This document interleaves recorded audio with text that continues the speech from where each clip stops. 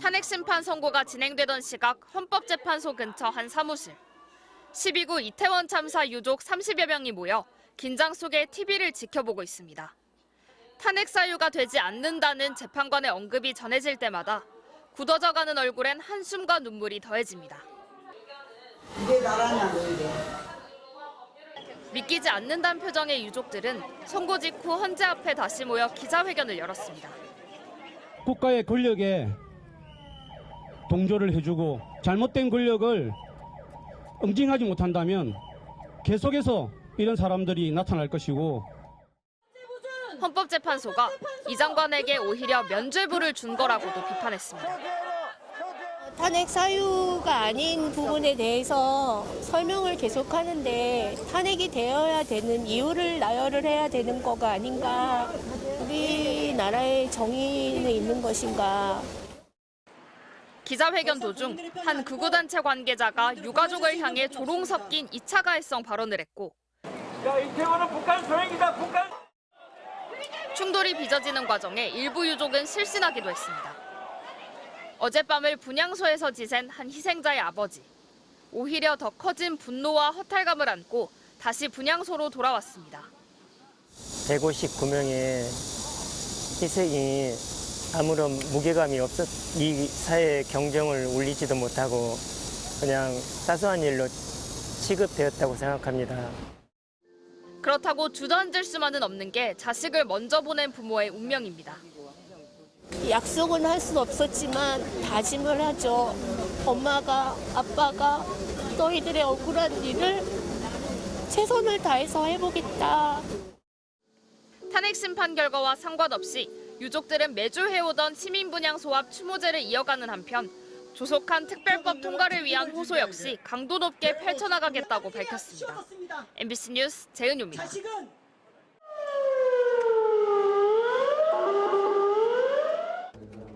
초유의 참사가 벌어진 이튿날, 주무장관은 발뺌부터 서둘렀습니다. 경찰이나 소방 인력이 미리 배치함으로써 해결될 수 있었던 문제는 아니었던 것으로 지금 파악을 하고 있고요. 대통령은 현장을 찾아 직접 참상을 확인하면서도 충격에 몸서리친 국민 정서와 동떨어진 발언을 했습니다. 어디서 그렇게 많이 죽었다. 국가의 책임은 뭐냐고 묻는 외신 기자에게 총리는 농담으로 대꾸했습니다. 이렇게 잘 안 들리는 것에 책임져야 할 사람의 첫 번째와 마지막 책임은 뭔가요? 유족도 모른 채 일방적으로 선포된 국가 애도 기간. 공무원들은 근조 두 글자도 검은 리본에 새길 수 없었고 희생자 대신 사망자라는 표현을 써야 했습니다. 영정도 위패도 없는 분향소가 여기저기 들어섰습니다. 이상민 장관은 윤석열 대통령이 조문할 때 수시로 동행했습니다.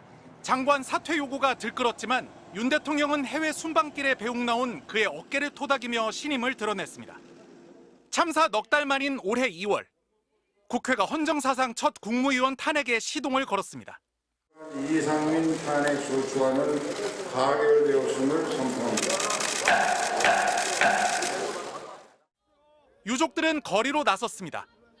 진실버스에 올라 전국을 돌고 매일 3시간씩 걸어가며 국회의 문을 두드렸습니다.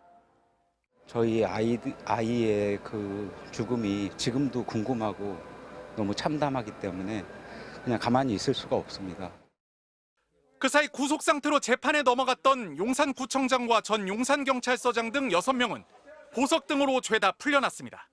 진상규명을 위한 특별법은 여당의 불참 속에 일단 신속 처리한 건으로 지정됐지만 해가 바뀌어야 통과를 기대할 수 있습니다. 아직 아무도 책임지지 않고 아무것도 바뀌지 않은 참사. 지나온 269일보다 얼마나 더 길지 모를 싸움이 유족들 앞에 남아 있습니다.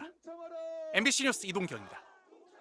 이 시각 서울광장 분향소 앞에 있는 촛불문화재 현장 연결해서 유족 대표와 이야기 나눠보겠습니다.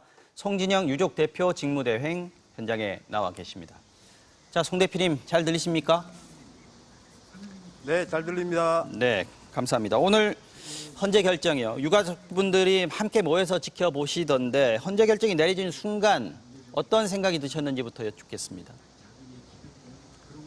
저희 유가족은 작년 10월 29일 아이들과 모두 같이 죽음을 맞이한 것과 같습니다. 그러나 오늘 헌재의 결정으로 또 한 번의 죽음을 맞는 것과 같은 참담한 심정이었습니다. 헌법은 과연 누구를 위한 것입니까? 저희 국민들과 유가족 마음에서는 이상민은 탄핵되었습니다. 그러나 헌법재판소의 오늘 기각 결정은 국민들의 보편적 상식과는 너무 동떨어진 결정이라고 생각합니다.